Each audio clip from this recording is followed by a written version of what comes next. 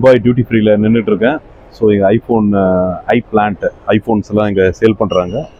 இங்கே பார்த்தீங்கன்னா வேவ iPhone 15 bro அதோட ரேட் பார்த்தீங்கன்னா AED 3899. ஸோ அரௌண்ட் 88,000 வருது இந்தியன் ருபீஸ்க்கு. இஃப் யூ பை இயர் 88,000, இந்தியாவில் வாங்கினீங்கன்னா ஐ திங்க் 1,25,000.